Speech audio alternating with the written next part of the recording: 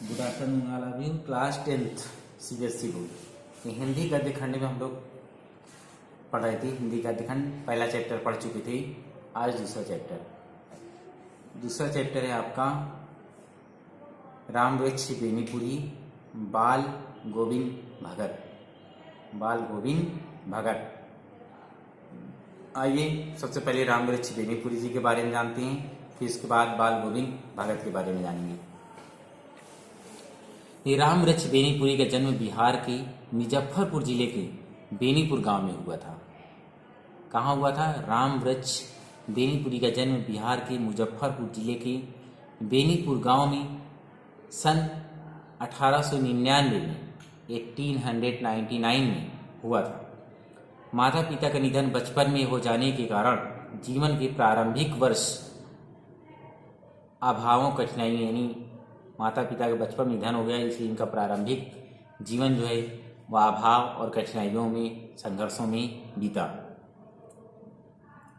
10वीं तक की शिक्षा प्राप्त करने के बाद वे सन 1920 में राष्ट्रीय स्वाधीनता आंदोलन से सक्रिय हो गए।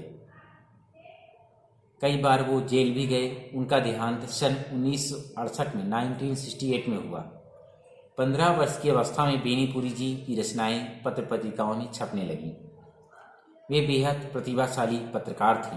उन्होंने अनेक दैनिक, साप्ताहिक एवं मासिक पत्र पत्रिकाओं का संपादन किया, जिनमें तरुण भारत, किसान मित्र, बाल युवक, योगी, जनता, जनवाणी और नई धारा उल्लेखनीय है। तरुण भारत, किसान मित्र ये बहुत इंपॉर्टेंट है। गद्य की विविध विधाओं में उनके लेखन को व्यापक प्रतिष्ठा मिली। उनका पूरा साहित्य बेनीपुरी रचनावली के 8 खंडों में प्रकाशित है। उनकी रचना यात्रा की महत्वपूर्ण पड़ाव है। पतितों के देश में ये उनका उपन्यास है। चिता के फूल ये कहानी है। अम्बपाली ये नाटक है। माटी की मूर्तें रेखा चित्र है। पैरों में पंख बांधकर ये यात्रा वृतांत है। जंजीरें और दीवारें ये संस्मरण हैं। उनकी रचनाओं में स्वाधीनता की चेतना, मनुष्य की चिंता और इतिहास की युगानुरूप व्याख्या, विशिष्ट शैलीकार होने के कारण उन्हें कलम का जादूगर कहा जाता है। देखिए बाल गोविंद के बारे में क्या पढ़ना है वो जानिए। बाल गोविंद भगत रेखा चित्र के माध्यम से लेखक ने एक ऐसे विलक्षण चरित्र का उद्घाटन किया है जो मनुष्यता, लोक संस्कृति और सामूहिक चेतना का प्रतीक है। वेशभूषा या बाह्य अनुष्ठानों से कोई सन्यासी नहीं होता है। सन्यास का आधार जीवन के मानवीय सरोकार होते हैं। बाल गोविंद भगत इसी आधार पर लेखक को सन्यासी लगते हैं। यह पाठ सामाजिक रूढ़ियों पर प्रहार करता है। इस रेखा चित्र की एक विशेषता यह है कि बाल गोविंद भारत के माध्यम से ग्रामीण जीवन की सजीव झांकी देखने को मिलती है।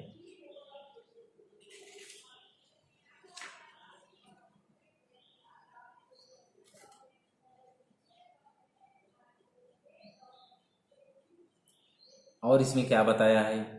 देखिए इसमें बताया, पाठ में लेखक ने यह बताने का प्रयास किया कि मनुष्य कुछ विशिष्ट गुणों के आधार पर सन्यासी हो सकता है, पर बाह्य आडंबरों जैसे वेश दिखावा युक्त कर्म करने से कोई सन्यासी नहीं होता है। यानी दिखावे से कोई सन्यासी नहीं होता है। बाल गोविंद भगत अपने गुणों तथा कर्म के आधार पर सन्यासी थे, दिखावे के नहीं। इसके अलावा लेखक ने समाज में व्याप्त विभिन्न कुरीतियों और बुराइयों का प्रहार किया है। लेखक ने भगत के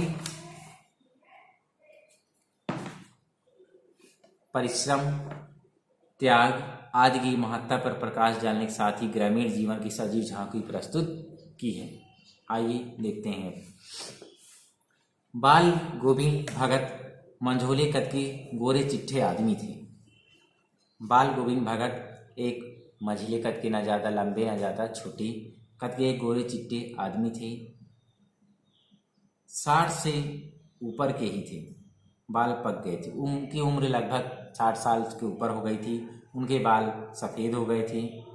लंबी दाढ़ी या जटा जूट नहीं रहती थी। वो लंबी दाढ़ी या कोई जटा वगैरह कुछ भी नहीं रखते थे। किंतु हमेशा उनका चेहरा बालों से ही जगमग किए रहता था। कमर में एकमात्र लंगोटी, सिर पर कबीर पंथियों जैसी कनपटी टोपी, मस्तक पर रामानंदी चंदन, कपड़े बिल्कुल कम पहनते, वो मात्र एक लंगोटी पहने रहते थे। पतर कमर में एक लंगोटी मात्र और सिर में कबीर पंथियों की कनपटी टोपी और सिर पर कबीर पंथी की तरह एक टोपी पहनते थे। मस्तक पर रामानंदी का चंदन चमकता रहता था हमेशा। जब जाड़ा आता एक काली कमली ऊपर से ओढ़े रहते और जब जाड़ा आता वो एक काली कमली अजय काली कंबल ओढ़ लेते थे। जो देखिए मस्तक पर हमेशा चमकता हुआ रामानंदी चंदन जो नाक के एक छोर से औरतों के टीके की तरफ शुरू होता है। गले में तुलसी की जड़ों की एक बेडौल माला बांधे रहते थे और गले में तुलसी की एक माला सुशोभित बाल गोविंद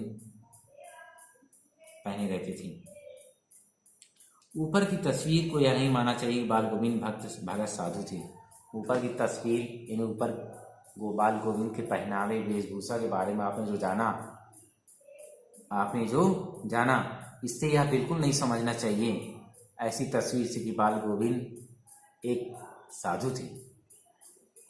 साधु की सब परिभाषाओं में खरे उतरने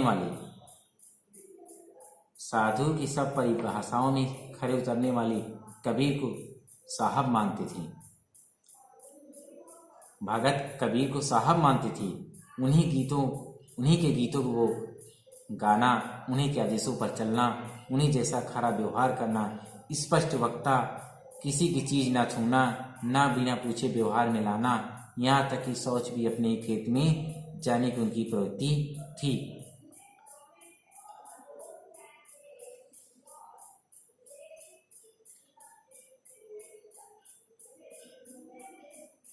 बिल्कुल गृहस्थ। उनकी गृहिणी की तो मुझे याद नहीं है। उनके बेटे और पतोहों को मैंने देखा था। थोड़ी खेती बाड़ी भी थी, एक अच्छा साफ सुथरा मकान भी था। किंतु खेती बाड़ी करते, परिवार रखते भी बाल गोविंद भगत साधु थे। साधु इस सब परिभाषा में खरे उतरने वाले कबीर को वो साहब मानते थे। उन्हीं के गीतों को वो गाते थे, उन्हीं के आदेशों पर उन्हीं की तरह वो चलते थे। कभी झूठ नहीं बोलते थे, हमेशा खरा व्यवहार रखते थे। किसी से भी दो टूक बात करने में, कभी कोई बोलने में कभी कुछ संकोच नहीं करती थी। न किसी खामखा झगड़ा मूल, न तो किसी के साथ वो अकारण फालतू में कोई झगड़ा या कुछ भी बात कोई उलझते ही नहीं थे। किसी भी की चीज नहीं छूते थे, वो किसी की वस्तु को छूते नहीं थे, न बिना पूछे व्यवहार में लाते, न ही किसी की वस्तु को पूछे हुए बिना उसे काम में लाते थे। इस नियम को कभी कभी इतनी बारीकी तक ले जाते थे कि लोगों को कतूहल होता। कभी कभी इस नियम को वो इतनी बारीकी से अपने जीवन में ढाल लेते थे, लोग बड़े आश्चर्यचकित हो जाते थे कि कभी वह दूसरों खेत में शौच के लिए भी नहीं बैठते थे। कभी भी वह दूसरों खेत में शौच के लिए भी नहीं जाते थे। वह गृहस्थ थे। उनके घर परिवार, पत्नी, बहू, बेटे सब थे, लेकिन उनकी सब चीज साहब की थी। वे गृहस्थ थे लेकिन उनकी सब चीजें साहब अर्थात कबीर की तरह थी। वो कबीर को अपना आदर्श मानते थे। जो कुछ खेत में पैदा होता, सिर पर लाद कर पहले उसे साहब के दरबार में ले जाते। जो कुछ भी खेत में पैदा होता, सबसे पहले वह उसे लाद कर साहब के पास ले जाते थे। साहब को भेंट कर प्रयोग में लाते थे। पहले साहब को भेंट चढ़ाते थे और उसके बाद फिर वो प्रयोग में लाते थे।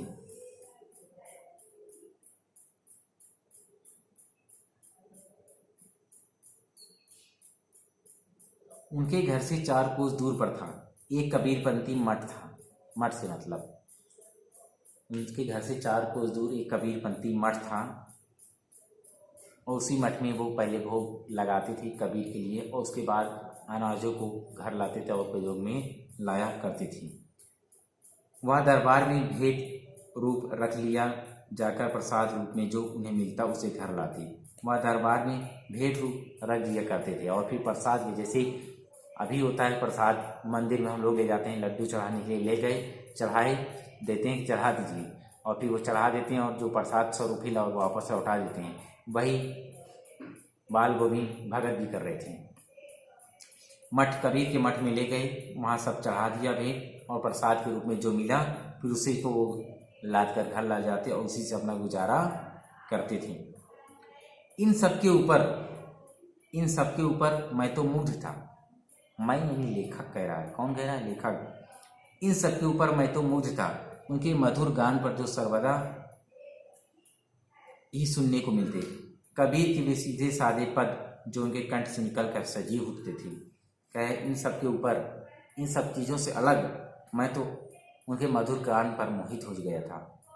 जब कबीर के दोहे वो सर्वदा यानी हमेशा कोई ना कोई दोहा उनके मुख पर आ ही जाता था, और जब उनके कंठ से, उनके मुख से वो दोहे निकलते थे, बहुत सजीव प्रतीत होते थे, बहुत सजीव लगते थे। आषाढ़ की रिमझिम है। आषाढ़ की रिमझिम वर्षम भगत के कंठ से फूटते कबीर के पद। आषाढ़ की रिमझिम में समूचा गांव खेतों में उतर पड़ा है। समूचा गांव खेतों में उतर पड़ा है। कहीं हल चल रहे हैं, कहीं रोपनी हो रही है, कहीं पर हल चल रही है, कहीं पर कोई बेहन रोप रहा है, धान लगा रहा है। धान के पानी भरे खेतों में बच्चे उछल रहे हैं। इन आषाढ़ में ये सब दृश्य आमतौर पर गांव में दिखाई देते हैं अब भी।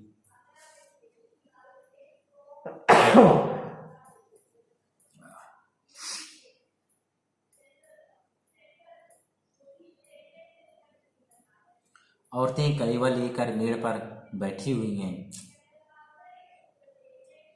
आसमान बादल से घिरा हुआ है, धूप का नाम नहीं है, कहीं धूप नहीं है, ठंडी पुरवाई चल रही है। ऐसे ही समय आपके कानों में एक स्वर तरंग झंकार सी कर उठी है। एक स्वर, एक मधुर स्वर आकर आपके कानों में गूंज जाती है। आपको अंदर से, आपके अंदर एक झंकार भर जाती है। यह कौन है? यह कौन है? यह पूछना पड़ेगा। बाल गोविंद भगत समूचा शरीर कीचड़ में लिथड़े, यानी बाल गोविंद का पूरा शरीर कीचड़ में से लथपथ, कीचड़ लगा हुआ था। अपने खेत में रोपनी कर रहे हैं, अपने खेत में धान लगा रहे हैं, धान का रोपण कर रहे हैं। उनकी उंगली एक एक धान के पौधों को, उनकी उंगली धान के एक एक पौधे को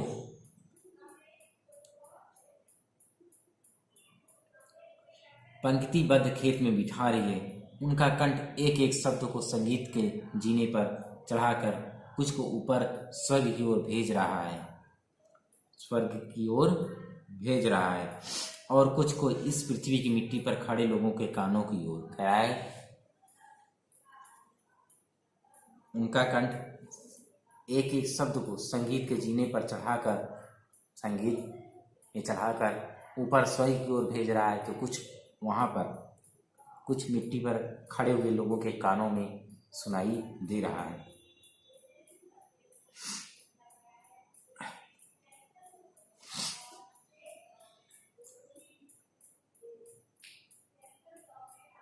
बच्चे खेलते हुए झूम उठते हैं, बच्चे खेलते हुए झूम उठते हैं। मेड़ पर खड़ी औरतों के होंठ कांप उठते हैं। वे गुनगुनाने लगती हैं। हलवारों के, यानी जो हल चलाते हैं, के पैर ताल से उठने लगते हैं। रोपनी करने वालों की उंगलियां एक अजीब क्रम से चलने लगती है। बाल गोविंद भगत का यह संगीत था या जादू था? धान क्या है, देखिए फिर से तो समझिए। इसी समय धान में रोपाई कर रहे भगत के कंठ में फूटता हुआ स्वर कान में पड़ता है और बच्चे झूम उठते हैं। औरतों के होंठ कांप उठते हैं। हल वालों के पैर ताल में उठने लगते हैं। रोपाई वालों की उंगलियां एक क्रम में थिरकने लगती। बाल गोविंद भगत के संगीत का यह पता नहीं कैसा जादू था। ये सब चारों तरफ झूम रहे हैं, मगन हैं, मस्त हैं, मस्ती में नाच रहे हैं, घूम रहे हैं। देखिए आगे, यह साल के महीने का वर्णन था जब धान का रोपण किया जाता है, धान की खेती होती है, धान लगाया जाता है। भगत धान लगा रहे हैं, धान का रोपण कर रहे हैं और कबीर के दोहों को संगीत बढ़िया गुनगुना रहे हैं।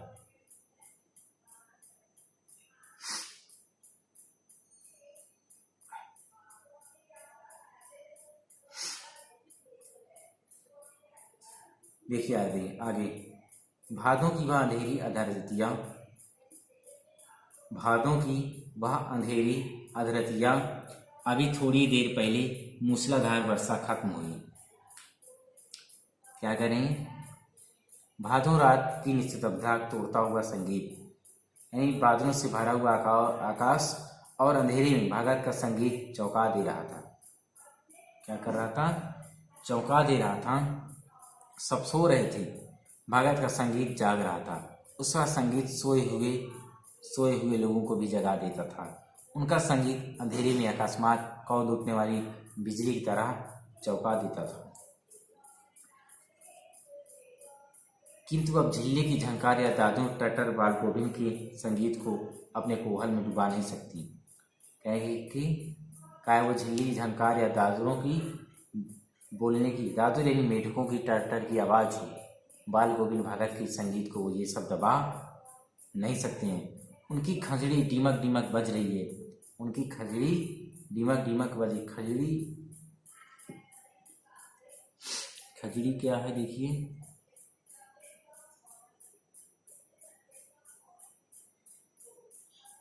खंजरी ढपली के ढंग का परंतु आकार में उससे छोटा वाद्य यंत्र है। जैसे ढपली होता है ना, उसी तरह ये आप लोग कभी कभी गाँव में जो आते हैं भिक्षुक लोग भीख मांगने, वो लोग इस प्रकार की ढपली बजाते रहते हैं, वही है। कह रहा है उसकी खंजरी, उनकी खंजरी धीमक धीमक बज रही है और वे गा रहे हैं, गोदी में पियवा चमक उठे सखिया चिहुक उठे ना, हाँ पिया तो गोद में ही है। कहने हाँ पिया तो गोद में है, किंतु वह समझाती है, वह अकेली है, चमक उठती है, चहक उठती है। उसी भरे बादलों वाले भादों की आधी रात में उनका यह गाना अंधेरे में अकस्मात कौंध उठने वाली बिजली की तरह सबको चौंका देता है। जैसे अचानक काली अंधेरी रात में बिजली अचानक आ जाए और सबको चौंका देती है, उसी प्रकार भगत बाल गोविंद का ये गाया हुआ गीत भी सबको चौंका दे रही थी। अरे अब सारा संसार निस्तब्धता में सोया हुआ है, अरे अब सारा संसार निस्तब्धता में सोया हुआ है, बाल गोविंद भगत का संगीत जाग रहा है। पूरा संसार निस्तब्धता यानी इस आधी रात में सो रहा है, लेकिन बाल गोविंद भगत का संगीत जाग रहा है, सब जगह जाग रहा है।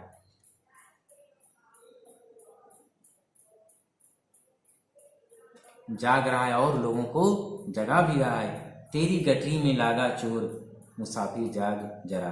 क्या कह रहे हैं? गाना गा रहे, तेरी गठरी में लागा चोर मुसाफिर जाग जरा।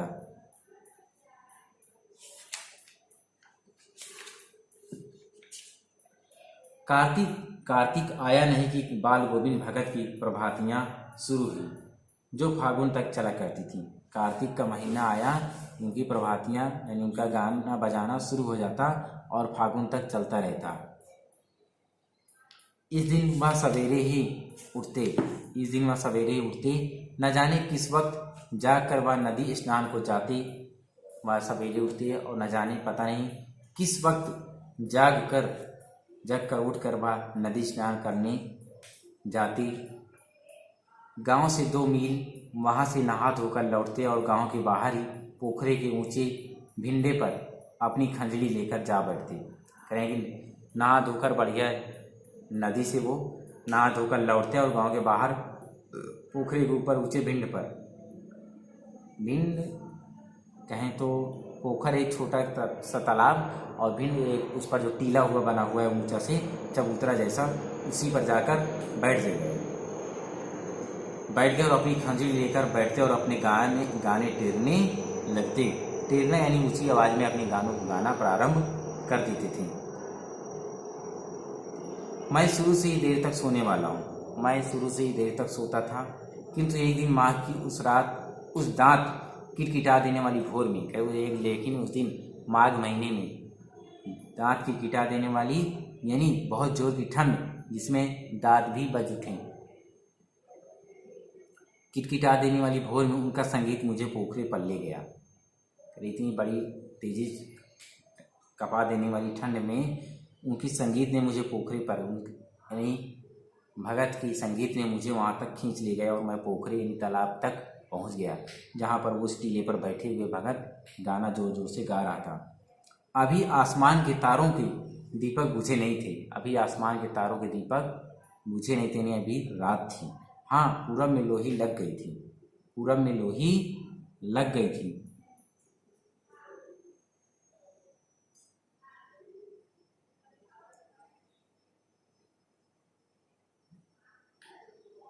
लोही या ये कहें कि लालिमा है, थोड़ा थोड़ा सूर्य की लग रही थी कि अब सूर्य निकलने वाला है। पूरब में लोही लग गई थी जिसकी लालिमा को शुक्र तारा और बढ़ा रहा था।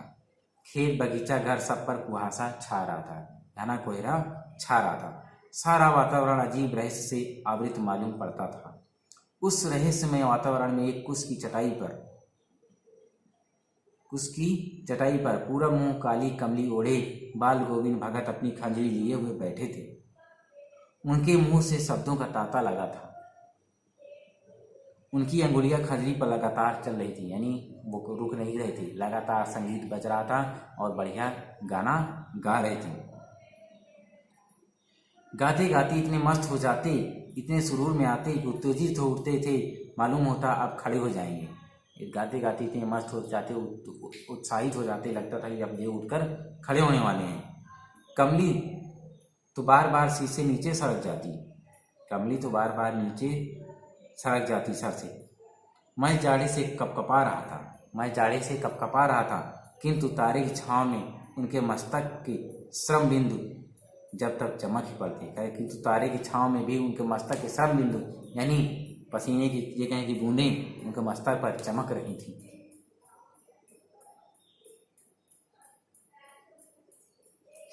गर्मियों में उनकी संध्या यानी शाम कितनी उमस भरी शाम को न शीतल करती। अपने घर के आंगन में आसन जमा बैठते थे। शाम के समय गर्मी में क्या करते, अपने घर के आंगन में आसन जमा लेते और बैठ जाते। गांव के उनके कुछ प्रेमी भी जुट जाते थे, गांव के उनके कुछ प्रेमी भी इसमें जुट जाते थे। खंजड़िया और करतालों की भरमार हो जाती थी, खंजड़िया और करतालों की भरमार हो जाती थी। एक पद बाल गोविंद भगत कहते, उसकी प्रेमी मंडली उसे दोहराती। एक पद एक लाइन बाल गोविंद भगत गाते तो उसके बाद उनके चाहने वाले जितने लोग थे वो सब उस पद को दोहराते थे, गाना गाते थे, दोहराते तिहराते थे। धीरे धीरे स्वर ऊंचा होने लगता, धीरे धीरे आवाज स्वर और भी ऊंचा होने लगता। एक फिर क्या होता, एक निश्चित ताल बन जाती थी, एक निश्चित गति से सब गाते बजाते मस्त रहते थे। उस ताल स्वर के चढ़ाव के साथ श्रोताओं के मन भी ऊपर उठने लगते। जैसे जैसे ताल ऊपर नीचे ढलान पर पहुंचता चढ़ता जाता, उसी तरह सुनने वाले जो श्रोता लोग थे, सुनने वाले जो लोग थे, उनका मन भी ऊपर उठने लगता था। उनके मन में भी उसी प्रकार संगीत की तरह उतार चढ़ाव होने लगता था। धीरे धीरे मन तन पर हावी हो गया, धीरे धीरे मन तन पर हावी हो जाता था। होते होते एक क्षण ऐसा आता था कि बीच में खंजरी लिए बाल गोविंद भगत नाच रहे हैं।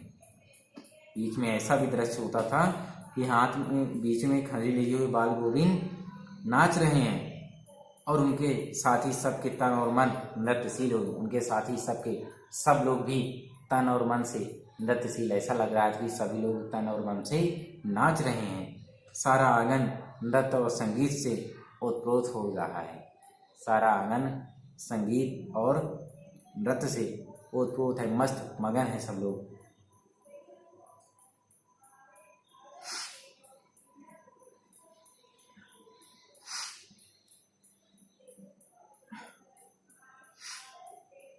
बाल गोविंद भगत की संगीत साधना का चरम उत्कर्ष उस दिन देखा गया।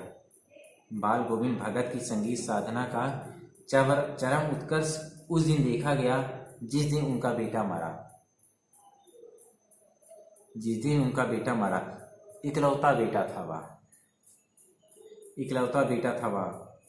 कुछ सुस्त और बोधा सा था, किंतु इसी कारण बाल गोविंद भगत उसे और भी मानते थे। कुछ सुस्त और बोधा सा था, बोधा मतलब कम समझ वाला, बोधा मतलब कम समझ वाला। वह कम समझ वाला था, सुस्त था, इसलिए कारण बाल गोविंद उसे अपने बेटे को और बहुत मानते थे। उनकी समझ में ऐसे आदमियों पर ज़्यादा नज़र रखनी चाहिए या प्यार करना चाहिए। उनकी समझ में वो यह मानते थे कि जिस व्यक्ति के थोड़ा दिमाग कम है या समझ नहीं है, उनको और प्यार मोहब्बत की ज़रूरत है, क्योंकि ये निगरानी और मोहब्बत से ज़्यादा हकदार होते हैं। कहें ये देखभाल और मोहब्बत या प्रेम के बहुत ज़्यादा हक इनको हक चाहिए, और प्रेम करेंगे तभी ये अपने जीवन को अच्छे से समझ पाएंगे। बड़ी साज से उसकी शादी कराई थी, बड़ी साज से, बड़ी धूमधाम से उसकी शादी कराई थी। पतोहू बड़ी ही सुभग और सुशील मिली थी। पतोहू भी यानी बहू भी बड़ी सुभग, सरल और सुशील, अच्छे स्वभाव की मिली थी।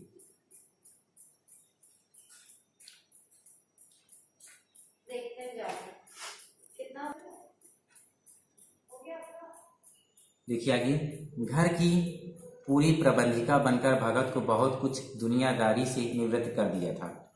उसने